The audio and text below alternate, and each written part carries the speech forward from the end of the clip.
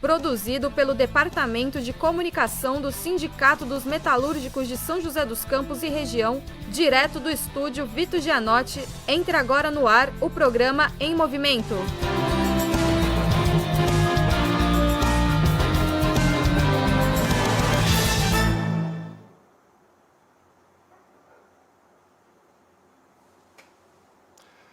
Olá, muito boa noite a você que acompanha as redes sociais do sindicato. Agora são 18h12, começamos agora mais uma edição do programa Em Movimento. Esse espaço que você sabe, discutimos os principais assuntos que mexem com a vida dos trabalhadores. Eu sou Rodrigo Correia e estarei com você na próxima hora para discutirmos esses assuntos. E esse programa depende da sua participação para ficar melhor. Envie a sua contribuição no campo de comentários e participe com a gente. E em meio a essa pandemia, a essa grave crise política que o país vive, o nosso tema justamente é esse. É uma análise, um debate sobre a conjuntura nacional em meio à crise política que o país vive e também a pandemia do coronavírus. E para esse debate acontecer, nós temos aqui a honra de receber no nosso programa, por conferência, cada um na sua casa ou no seu local de escritório, teremos a participação da deputada federal Sâmia Bonfim, do PSOL. Tudo bem, Sâmia? Consegue me ouvir claramente? Exatamente, eu agradeço muito o convite, a possibilidade de debater com vocês e também com o companheiro Zé Maria, que é um grande lutador, referência para os trabalhadores do Brasil. Obrigado, Sâmia. E também, como a Sâmia já adiantou, teremos também a participação do presidente nacional do PSTU, José Maria de Almeida. Tudo bem, Zé? Boa noite. Boa noite, Rodrigo. Boa noite, Sâmia. Boa noite a todos vocês que estão aí nos assistindo. Obrigado pelo convite, cara. Obrigado a vocês pela participação e você que acompanha pode enviar também a sua questão para que nós possamos fazer aos nossos convidados. Bom, eu quero começar com uma questão que está bem quente, porque o Brasil hoje está mergulhado, está mergulhado numa crise que tem várias facetas.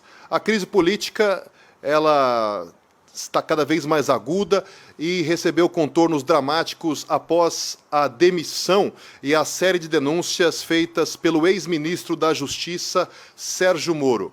Junto com essa crise, também temos a crise sanitária gravíssima em razão do coronavírus, que, inclusive, hoje, o Brasil registrou novas 435 mortes, né? O Brasil já ultrapassa a China também no número de infectados e agora o país tem ao todo 5.901 óbitos e 85.380 casos. E além dessa crise sanitária, também temos a crise econômica, que vamos avaliar, já existia bem antes da chegada do coronavírus. Mas eu queria, então, para iniciar o nosso bate-papo, falar com a deputada Sâmia e pedir para que ela fizesse, então, as suas considerações a respeito dessa conjuntura atual com essas crises que o país atualmente vive. Rodrigo, você falou muito bem, antes mesmo da pandemia começar no Brasil e no mundo, na verdade, já tinha uma situação muito difícil para os trabalhadores, tendo em vista que a gente vive uma crise econômica que se arrasta há alguns anos e que os diferentes governos têm como política a austeridade, né? Retirada de direitos, desmonte do Estado. E aqui no Brasil, em especial, a situação ainda mais dramática em função não só da agenda econômica, né, do presidente Bolsonaro, uma agenda ultraliberal, mas também pelo sua política autoritária, né, de tentativa de não só de fechamento das instituições, que é mais claro, é mais explícito no seu discurso e atuação política, mas principalmente de repressão contra aqueles que lutam, aqueles que se organizam, e também a organização de grupos paramilitares, milicianos, que é um grande perigo, né, que o perigo já se expressa na vida, principalmente nas periferias, da juventude negra, enfim, é uma situação muito dramática. E com a chegada da pandemia do coronavírus no Brasil, essa situação que já era muito difícil piorou muito, porque a gente está falando de um país em que 30% da população não tem acesso a esgoto tratado, aliás, a água tratada, e 50% não tem acesso a esgoto tratado, como pede condições de higiene para a população que é submetida a uma situação como essa, ou que quase 50% da população está em empregos informais ou empregos precários, na verdade, né? Ou seja, pedir o isolamento social para aquelas pessoas que dependem de sair de casa para ter o sustento da sua família é mais difícil. Mas o principal elemento, né, dramático, de fato, está na política que conduz o nosso país, porque Jair Bolsonaro é um irresponsável e não é exagero dizer que ele é um genocida, quando ele atua para desmontar o isolamento social, quando ele coloca no indivíduo a responsabilidade para garantir a sua subsistência e não no Estado, não à toa. Veja, tem gente que está há 23 dias na fila da renda básica emergencial, que é um valor muito irrisório, perto do que o governo poderia e deveria disponibilizar para a população, R$600, chegando a 1.200, né, por família, mas é um valor muito baixo, que não custa quase nada para o governo, principalmente diante do fato de que, de cara, já garantiu para os bancos mais de R$1 trilhão para que eles pudessem passar por esse processo de crise, né, da crise da pandemia. E a verdade é que agora a gente vê nos hospitais, principalmente nas cidades como Manaus, principalmente no norte do país, mas isso também está chegando para o sul, para o sudeste, aqui em São Paulo mesmo, mais de 80% dos leitos já estão ocupados e a gente ainda não chegou nem no epicentro assim, da crise do coronavírus, da pandemia. A situação tende a ficar ainda mais dramática. Então a gente tem essa situação sanitária caótica, com a população já dando com a cara na porta, né, das UTIs, enquanto o governo não disponibiliza e não... A gente, inclusive, moveu uma ação no STF, que foi recusado pelo Lewandowski, de garantir que os leitos privados pudessem ser controlados e geridos pelo SUS. É um absurdo que isso tenha sido negado, mas foi. O que a gente vê agora é essa situação de leito sobrando em hospital privado e as pessoas dando com a cara na rede pública, no SUS. Filas imensas na Caixa, ou mesmo espera no DataPrev para que os dados das pessoas sejam avaliados. Pequenos comércios quebrando, ou seja, as pessoas que tinham também a sua fonte de subsistência e gerava meia dúzia de empregos, também sem nenhuma perspectiva, porque até agora também o governo não entrou com a sua parte, e ao mesmo tempo essa crise política brutal que você mesmo colocou. Você já vinha se arrastando há um tempo, né, com a saída do principal pilar de sustentação do governo Bolsonaro, que era o Sérgio Moro. A situação fica ainda mais exposta, né, para o governo.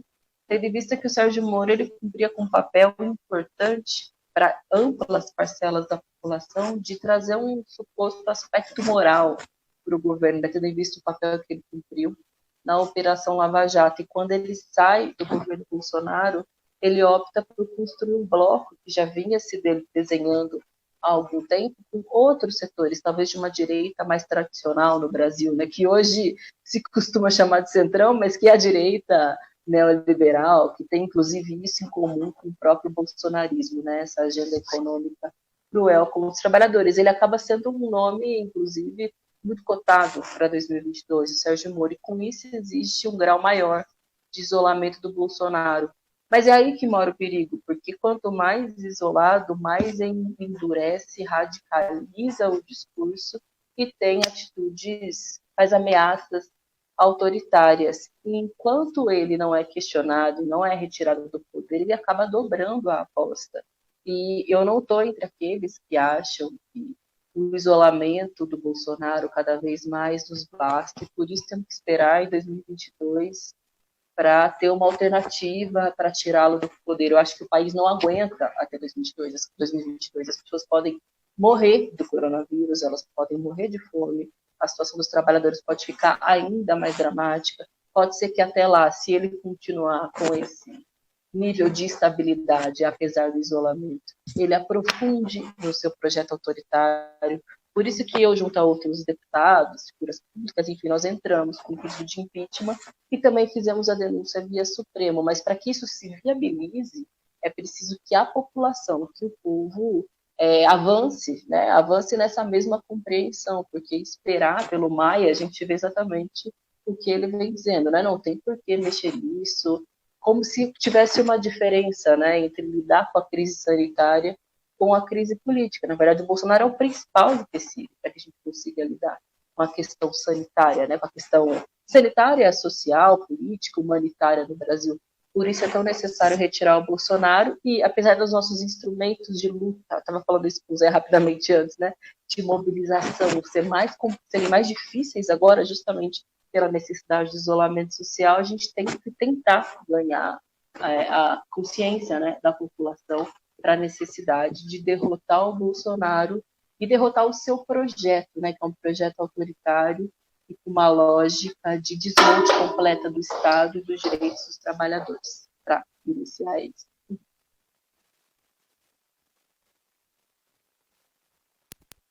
Bom, agora sim, obrigado, Sâmia. Agora também o Zé, para falar um pouco sobre essa conjuntura, essa sucessão de crises, a crise sanitária, a crise econômica e política, e hoje foi um dia bastante quente, porque o presidente Bolsonaro aí desferiu ataques contra o ministro do STF, que acabou anulando a nomeação do novo diretor da PF, então é mais lenha na fogueira nessa crise que o país vive. Zé. Então, Rodrigo, nós, na verdade, vivemos no nosso país nesse momento, nós estamos frente a uma catástrofe.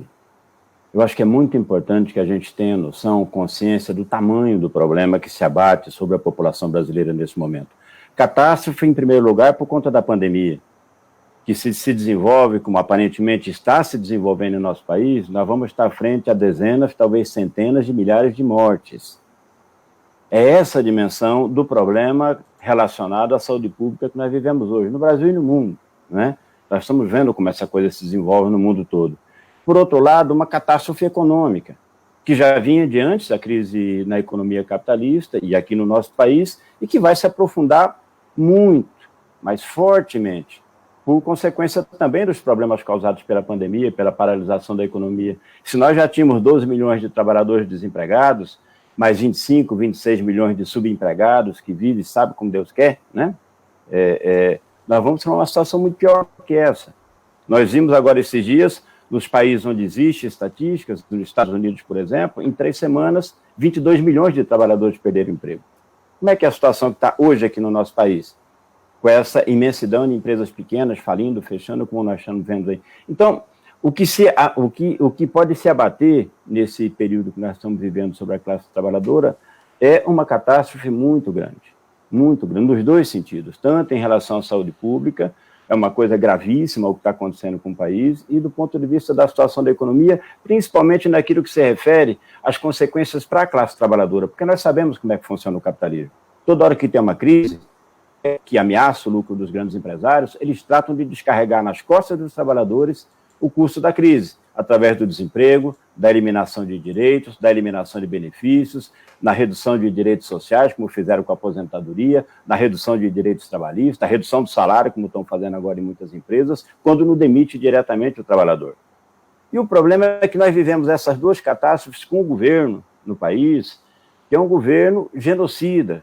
Eu entendo quando a Sâmia fala, muitos de nós fazemos isso, chamam o Bolsonaro de irresponsável.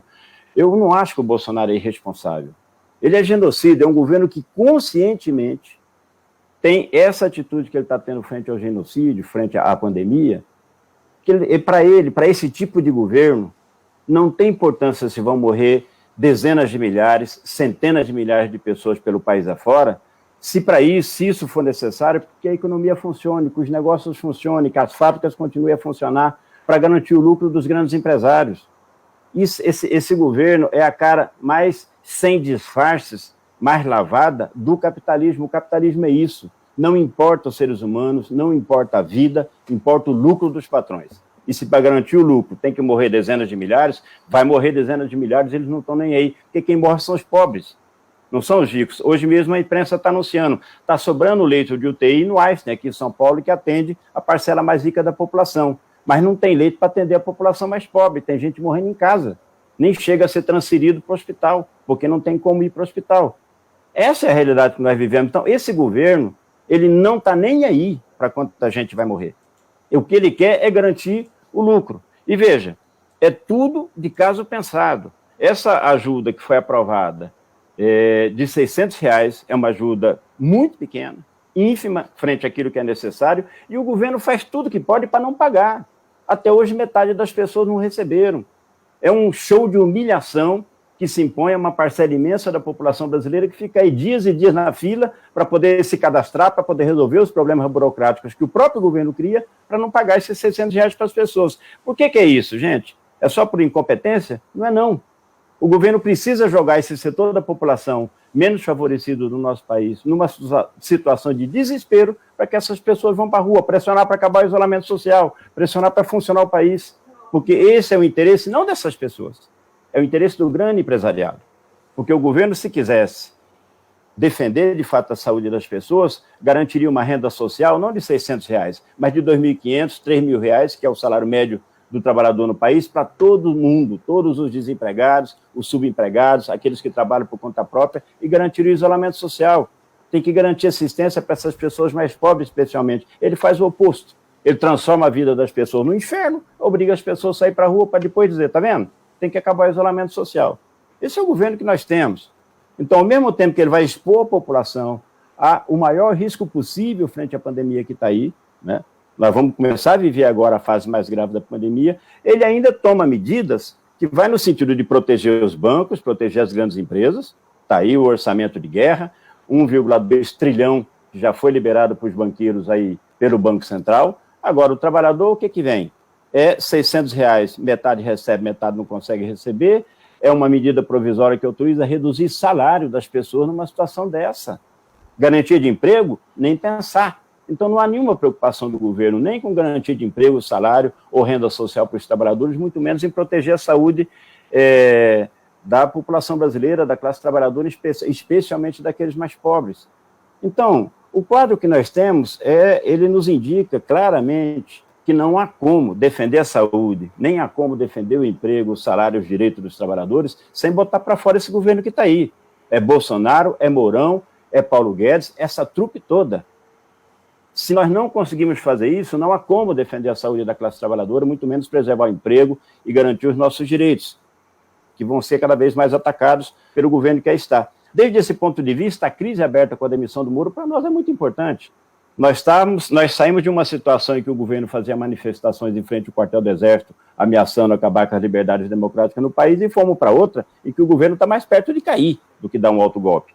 Esse enfraquecimento é muito importante e nós temos que aproveitar, tratar de construir nesse momento uma ampla campanha, uma ampla mobilização que envolva a população brasileira. Vamos ter que ter criatividade para isso, para botar para fora esse governo. Botar para fora esse governo é condição, para que a gente possa, para que o país possa defender a saúde da população e para que a gente possa evitar que, mais uma vez, a crise do capitalismo, que vai se aprofundar muito com essa pandemia, seja descarregada nas costas da classe trabalhadora.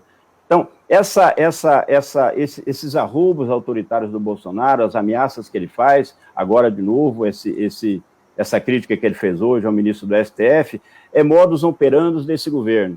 Ele não tem força na sociedade para impor uma ditadura no país como ele pretende, desde que ele era candidato.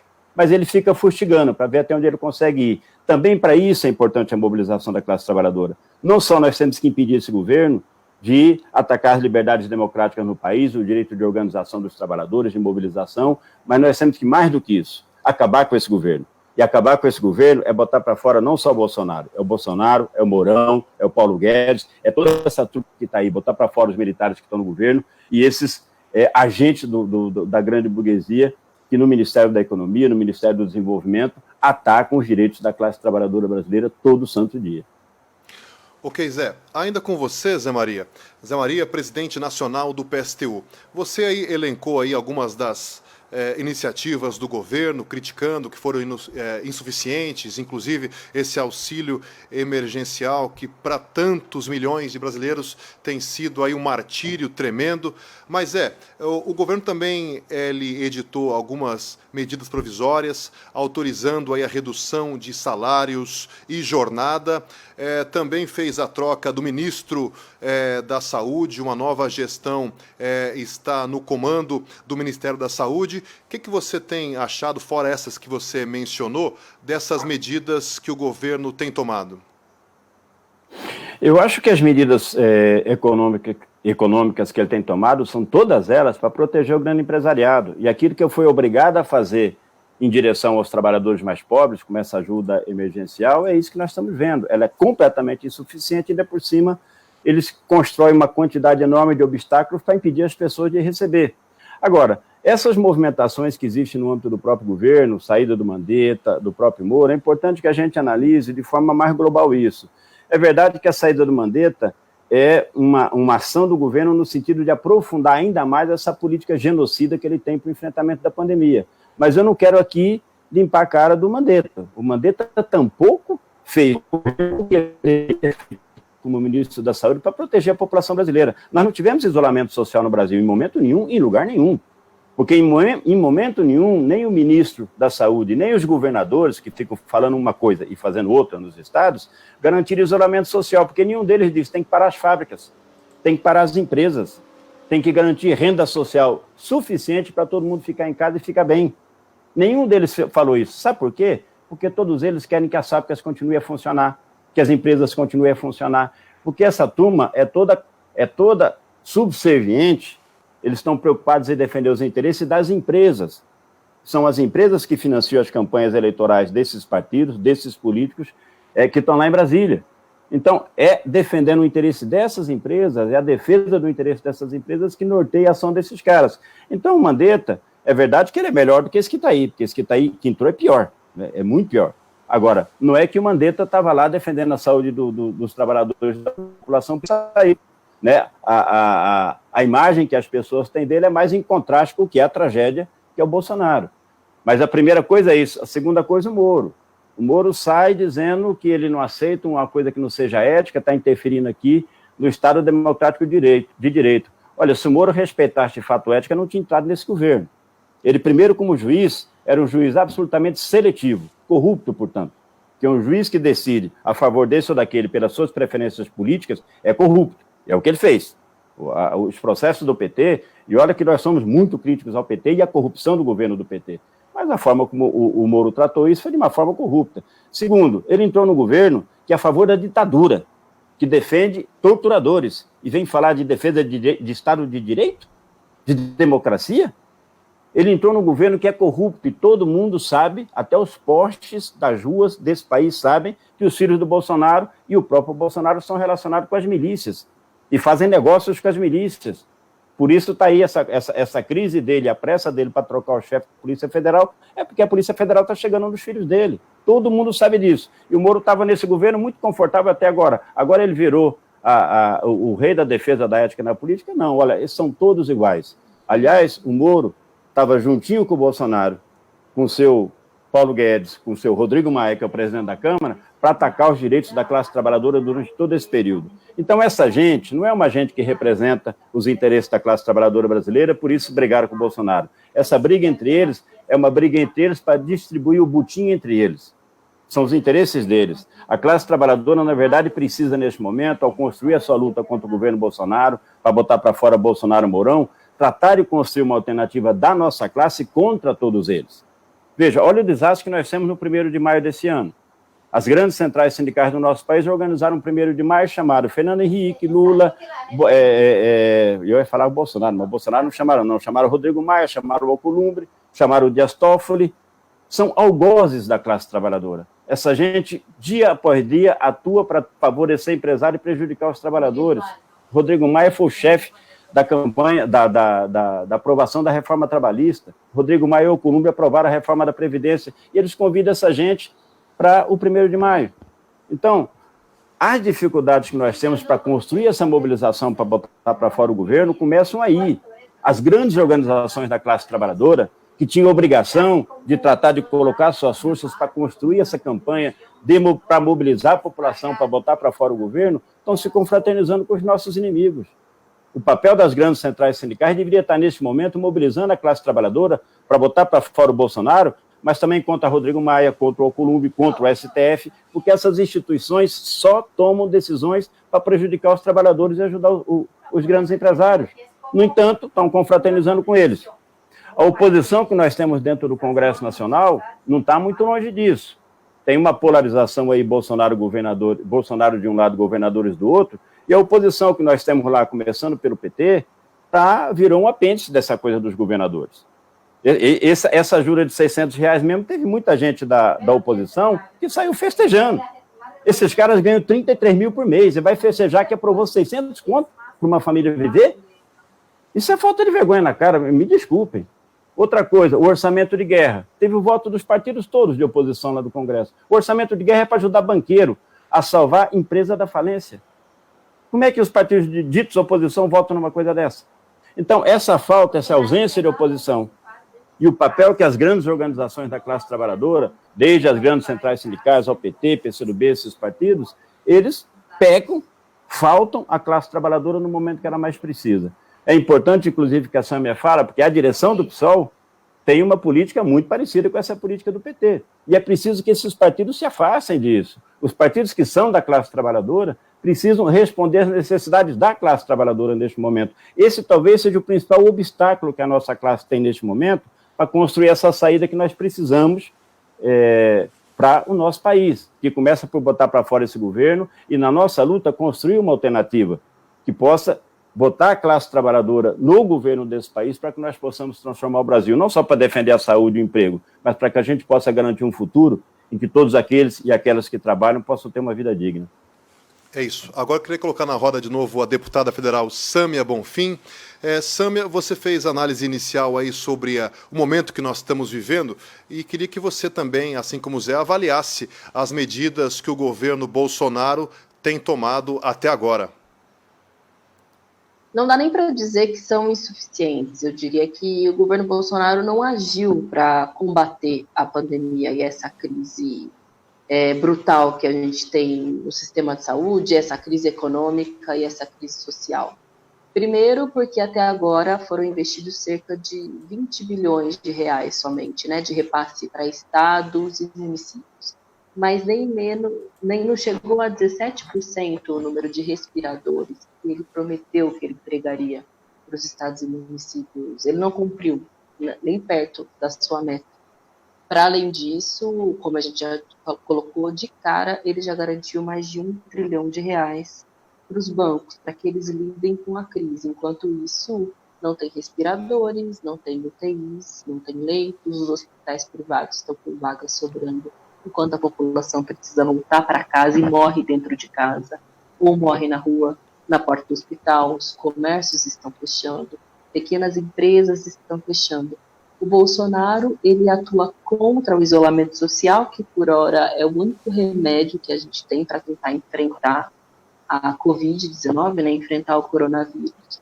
Mas ele desmonta o isolamento social porque ele responde ao interesse de determinados grupos do empresariado brasileiro, desse mais tacanha e fascista, e que coloca somente a possibilidade da manutenção dos seus lucros como única tarefa do governo. E é para isso que o governo Bolsonaro atua. Essa fila vergonhosa que a gente vê na Caixa Econômica Federal, as pessoas esperando para receber R$600, para que elas não precisem nem morrer de fome e nem morrer de vírus, é o retrato vergonhoso do nosso país, bem como os caixões empilhados, já um em cima do outro, principalmente em Manaus, no estado do Amazonas. É uma cena que muito provavelmente em poucos dias ou semanas pode se espalhar pelo Brasil inteiro. Então, se a gente for julgar as ações do governo Bolsonaro, a gente precisa ser muito honesto.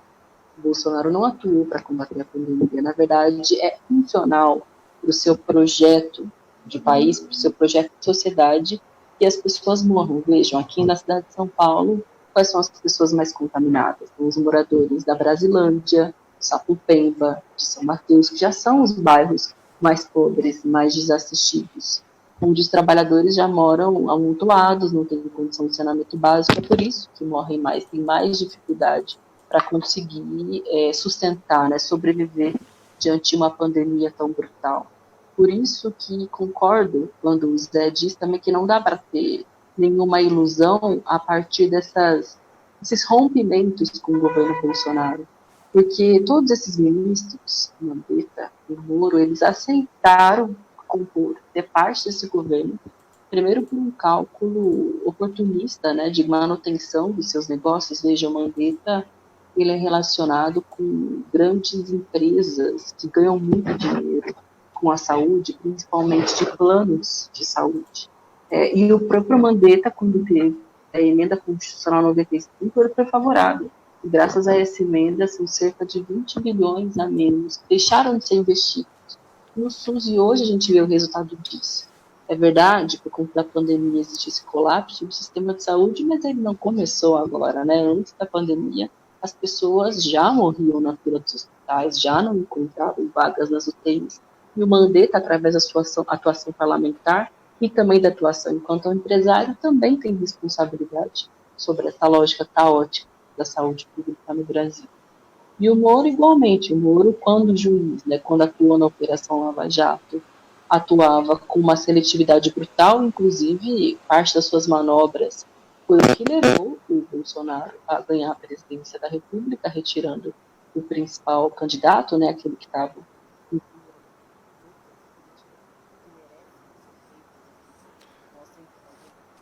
foi, enfim, o papel do PT e do Lula também nos últimos anos no Brasil, mas isso não tem nada a ver com a operação política que o Sérgio Moro fez no processo eleitoral e, enfim, também na própria condução dos demais processos na operação. E é o Moro também que apresentou e aprovou o pacote anticrime do Congresso Nacional, né, que representa mais encarceramento e, em última instância, genocídio da população negra. Por isso que esses rompimentos com o governo significam para eles, na verdade, uma boia de salvação. Percebendo a desidratação, o isolamento e o nível de desgaste que o bolsonarismo tem, não só com o povo brasileiro, mas com alguns setores da burguesia, optam por tentar conformar e consolidar um novo bloco que se apresente como mais racional e supostamente mais capaz de lidar com esse momento do país, mas que, de fundo, tem uma agenda econômica que foi responsável também para levar essa situação dramática, que faz com que o povo trabalhador, o povo brasileiro, tenha dificuldade de sobreviver no contexto de pandemia. E esse bloco, Mandetta, Moro, ele também é composto junto com o próprio presidente da Câmara. O Rodrigo Maia, em plena pandemia, pautou a MP 905, que é a da carteira verde-amarela, que felizmente expirou, né, não foi votada a tempo no Senado, mas que estava com o roteiro pronto para acolher, né, os jovens que entram no mercado de trabalho, já sem direitos nenhum, e fazer do momento da pandemia um laboratório para depois se transformar em regra de direitos, aliás, de nenhum direito trabalhista no nosso país. E também quer avançar, como já anunciou várias vezes, com parte do pacote de privatizações. Ontem mesmo aprovou o regime colocou em pauta para aprovar o regime de urgência a privatização de vários terrenos públicos brasileiros. Quer também garantir, inclusive, aprovar também a própria medida provisória que reduz salários a partir da redução da jornada de trabalho, sendo que vários outros governos do mundo, inclusive mesmo governos de orientação neoliberal, tem como política a manutenção de empregos e de renda nesse contexto de pandemia, porque sabe que é uma questão de saúde pública e é uma questão humanitária, enfim. É por isso que é necessário que a gente afirme as nossas posições, consiga construir uma alternativa política e tenha como principal tarefa, além de atuar contra essa crise sanitária, ter como tarefa a derrota do governo Bolsonaro, que significa retirá-lo do governo, mas também significa derrotar o projeto que ele tem, que também tem braços e pernas, essas outras figuras e outros partidos políticos. Dentro do PSOL, nós, como eu disse, entramos com esse pedido de impeachment, que infelizmente não foi consenso no nosso partido, quando nós apresentamos. Agora, acho que com o desenrolar da conjuntura, com os fatos se apresentando, agora é uma decisão, é uma resolução partidária, outros partidos políticos também entraram com pedido de impeachment, mas mais do que esperar, né, que a crise se resolva no andar de cima, que o Rodrigo Maia se sensibilize para a hora certa de aceitar o pedido, é a gente aumentar a pressão e a luta entre os trabalhadores para revelar, né, do que se trata de fato o governo Bolsonaro e todos os demais que agora, por puro oportunismo e cálculo político, se descolam do governo, mas que de fundo representam uma agenda muito parecida, principalmente no aspecto econômico, que é o que faz com que o dinheiro que a população brasileira produza tenha ido para o bolso dos banqueiros no início da crise e que até agora nem mesmo os R$600 o povo trabalhador consiga ter para conseguir sobreviver à pandemia. Ok, ainda com você, Sâmia, deixa eu só ler umas mensagens dos nossos internautas antes. Agora são 18h48. Nós estamos ao vivo com o programa Em Movimento, hoje debatendo a conjuntura nacional em meio à crise política que o Brasil vive e também a pandemia do novo coronavírus. Tem aqui algumas participações, deixa eu ver aqui. Juliana Peldomo coloca: além de ser uma vergonha, é humilhante a forma como estão fazendo para o povo receber. E certamente ela está se referindo aí a esse auxílio emergencial que o governo. Outro participante, Antônio Lisboa, coloca: Bolsonaro propôs R$200 só para lembrar. Ele também coloca aqui mais alguns comentários.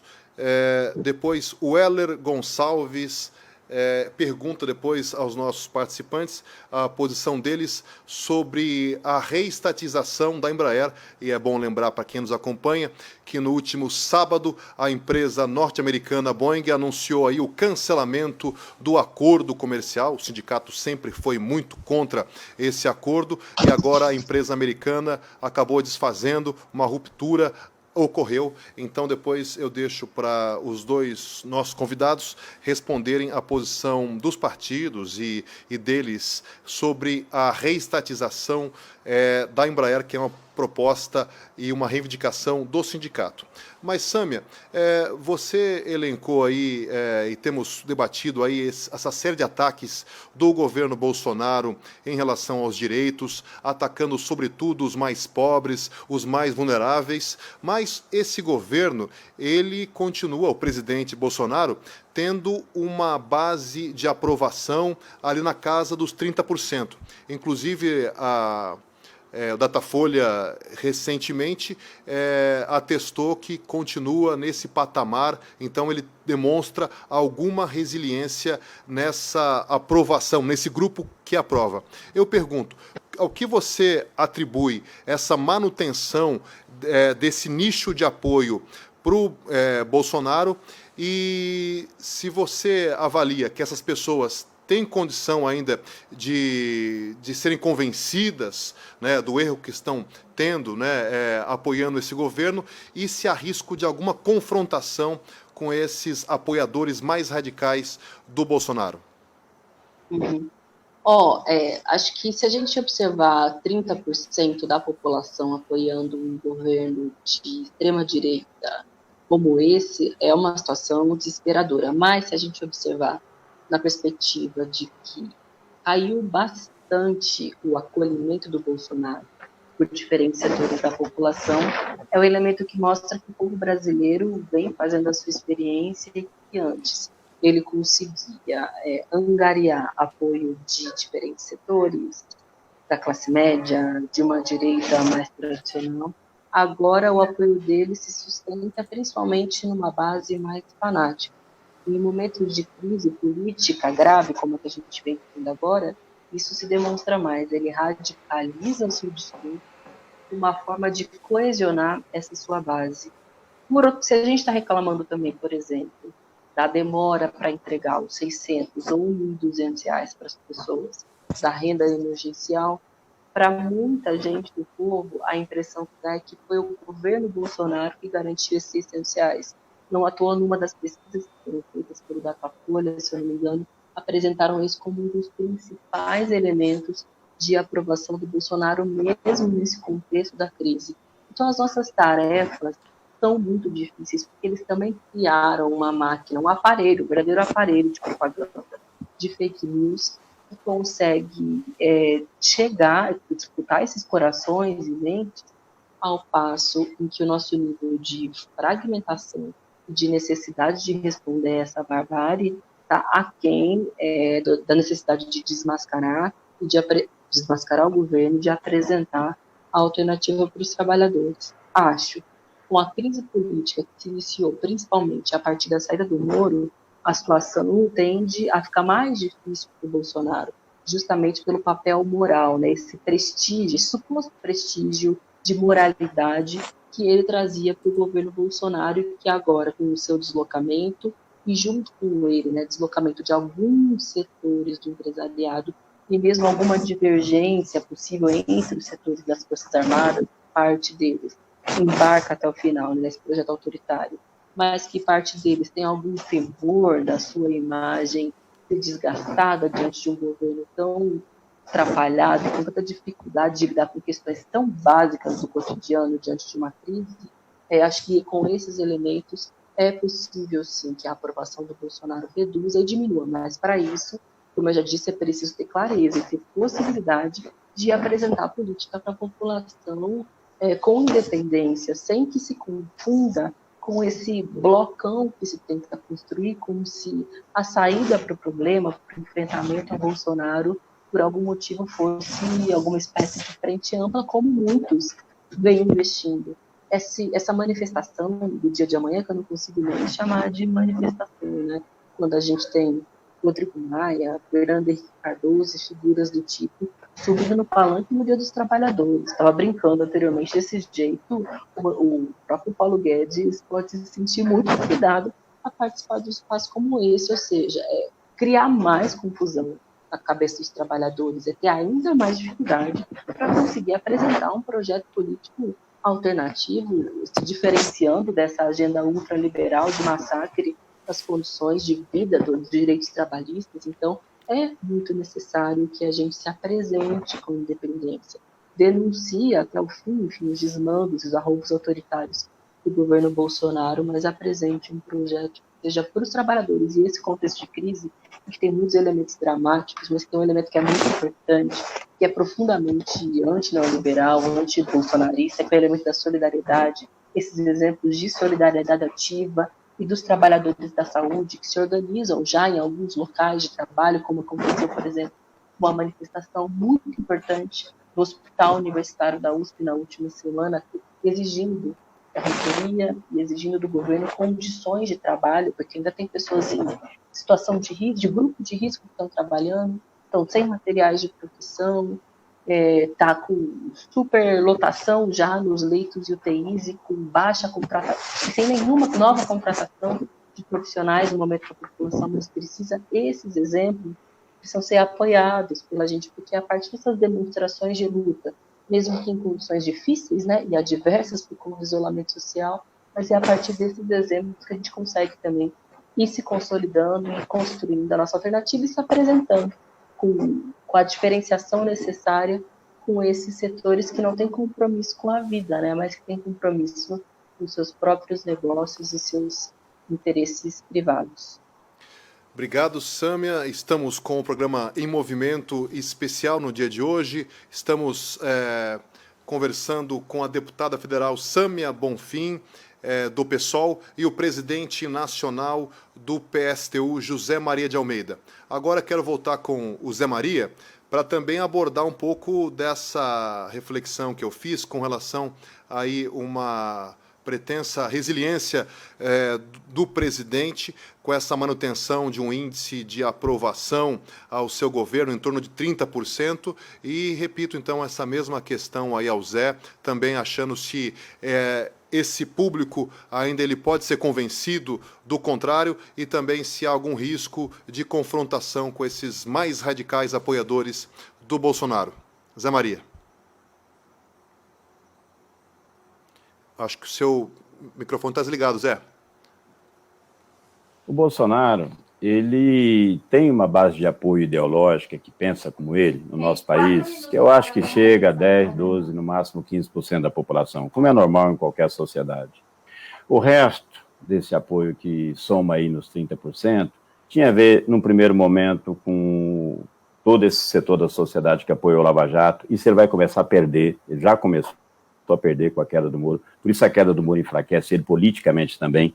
Agora, ele está ganhando uma parte do setor mais pobre da população de novo, olha só, e vai ter que tratar de manter isso através de políticas sociais. É um processo parecido, guardadas as devidas proporções, que o PT viveu. O PT também, quando chegou no governo, começou a perder apoio nos setores organizados da sociedade, da classe trabalhadora, e ganha apoio nos setores mais pobres, sustentado em base de políticas sociais.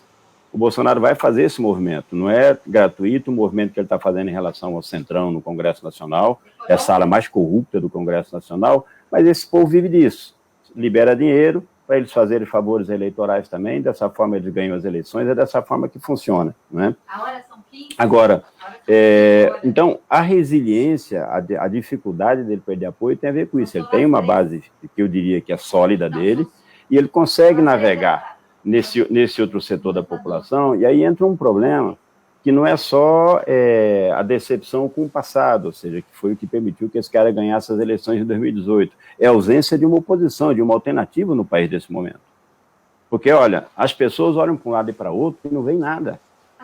Nós temos no Brasil hoje uma polarização entre o Bolsonaro e os governadores por outro, os dois brigando, dizendo que estão falando em nome da população, mas nenhum dos dois defende a população. O Bolsonaro é um genocida, está disposto a deixar morrer dezenas, centenas de milhares para poder garantir os negócios dos grandes capitalistas.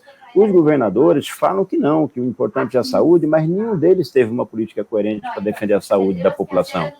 Não só pela destruição que já fizeram antes, os governos federal e os governos dos estados. A Sâmia tem razão nisso que ela falou do Mandetta. Esse cara foi um dos principais parlamentares que combateu, que ajudou a desconstruir o SUS. Parte da ausência de verbas, a ausência total de condições do SUS atender a população tem a ver com a destruição do serviço público que vem sendo feito por esse povo ao longo dos anos, desde os governos lá de trás, incluindo os do PT, o do PSDB, o do MDB e agora o governo Bolsonaro, né? Mas tampouco agora estão fazendo, porque não querem parar a economia e tampouco dão assistência que deveria dar para a população mais pobre da periferia dos grandes centros urbanos. Então não há, essa turma é o tal negócio, você fica na frigideira ou você cai no fogo. Essas são as alternativas que se apresentam à população. E aquilo que deveriam ser as organizações que se juntem para construir uma alternativa da classe trabalhadora para o país, viraram um apêndice dos governadores. É muito importante essa discussão, porque hoje a maior organização da classe trabalhadora, o que tem influência na classe trabalhadora do nosso país, é o PT.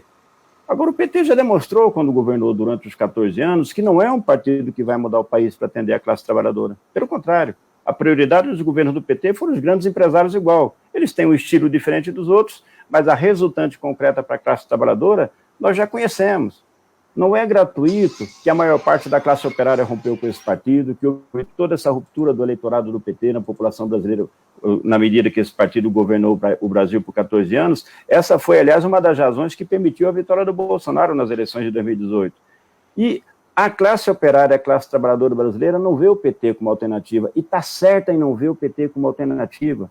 A alternativa da classe trabalhadora brasileira, nós vamos ter que construir contra Bolsonaro e Moro em primeiro lugar, que nós temos que botar essa turma para fora, mas é também contra governadores como o Whitson lá do Rio de Janeiro, o Dória aqui de São Paulo, e é contra partidos como o PT, que já foram governo e já disseram que vieram.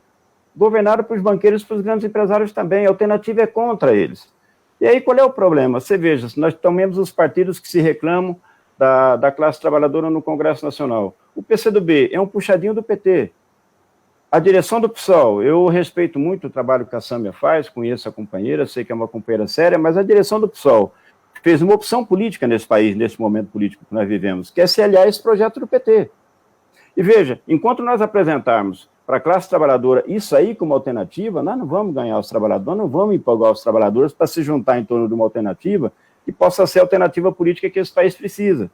Então, a tarefa nossa, na verdade, é tratar de estimular o processo de mobilização da classe trabalhadora, tratar de estimular a auto-organização dos trabalhadores. Olha o exemplo bonito que deu o Sindicato dos Metalúrgicos de São José dos Campos. O governo não mandou parar as fábricas. Estava dizendo que queria defender a saúde dos trabalhadores, isolamento social. Mas o operário tem que pegar o ônibus lotado para ir trabalhar, tem que pegar o trem lotado para trabalhar, o metrô lotado para trabalhar, e depois voltar no mesmo transporte lotado, e vai ficar o dia inteiro aglomerado lá dentro da empresa. Isso é defesa da saúde das pessoas, isso é hipocrisia. O que o Sindicato de São José fez? Tratou de discutir com a categoria, fez greve em várias fábricas, impôs às fábricas a liberação dos trabalhadores para que ficassem em casa. Por que os demais sindicatos do país não fizeram o mesmo? Por que a CUT não fez isso? A Força Sindical? Por que o PT não chamou seus sindicatos a fazer isso? Porque não estão a favor de enfrentar o interesse das empresas.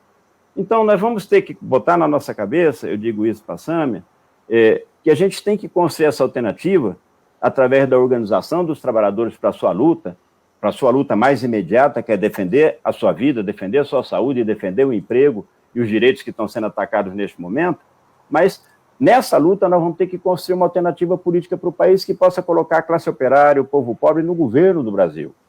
No governo do Brasil, porque enquanto a classe operária, o povo pobre não controlar politicamente o país, nós não vamos mudar a estrutura social, econômica e política desse país, vai continuar a desigualdade que está aí, a violência contra os pobres, a humilhação dos pobres, para que os ricos possam ser cada vez mais ricos.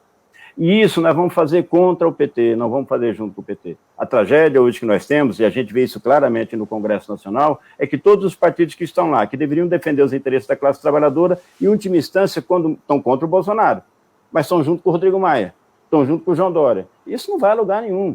E também o povo olha para isso. As pessoas olham e falam que aquilo ali, que eu vou brigar aqui com o Bolsonaro para pegar aquilo ali eu já sei que não presta. Então, aqui é um problema. O problema do impeachment. Eu estava conversando com a Fernanda Melchior esses dias.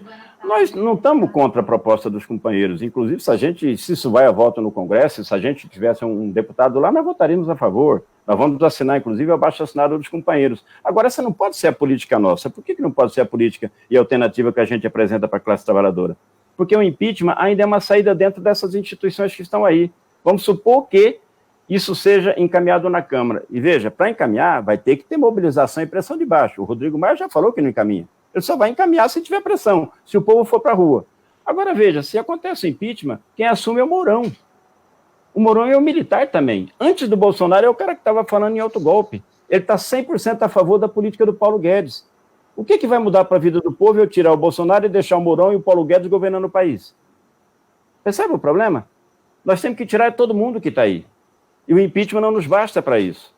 Se nós vamos ter condição, na medida que a gente construa esse movimento para botar para fora Bolsonaro, botar para fora junto o Mourão, Paulo Guedes, essa tropa toda, nós vamos ter força para poder lutar, para implantar de imediato um governo da classe operária, da classe trabalhadora. Nós temos organização para isso? Nesse momento nós não temos.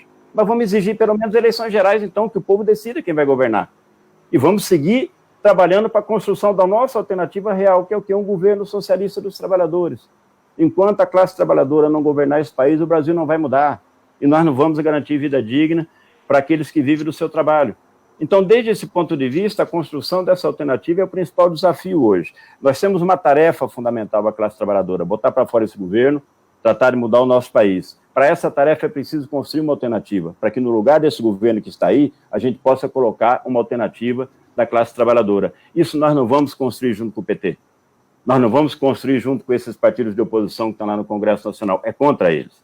Isso nós temos que botar na nossa cabeça. O 1º de maio é só uma expressão disso. Mas lá no Congresso está acontecendo a mesma coisa. Eu disse aqui o problema do orçamento de guerra, o problema dessa ajuda de R$600, isso tudo é um escândalo. É um escândalo que partidos que se dizem socialistas, se dizem da classe trabalhadora, votem uma coisa dessa. É isso que gera descrédito aqui embaixo também. Então, o que eu acho que a gente tem que fazer?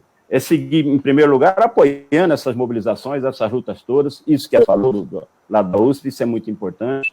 É preciso apoiar esse processo agora de luta para a gente seguir exigindo isolamento social, insisto, os problemas mais graves da pandemia ainda estão por vir, lutar para defender o emprego, para defender renda social para quem já não tem emprego, né, para poder se preservar nessa situação, mas, ao mesmo tempo, a gente tratar de estimular a organização dos trabalhadores. Nós temos que organizar cada fábrica, cada empresa, cada bairro desse país, para que no país inteiro a classe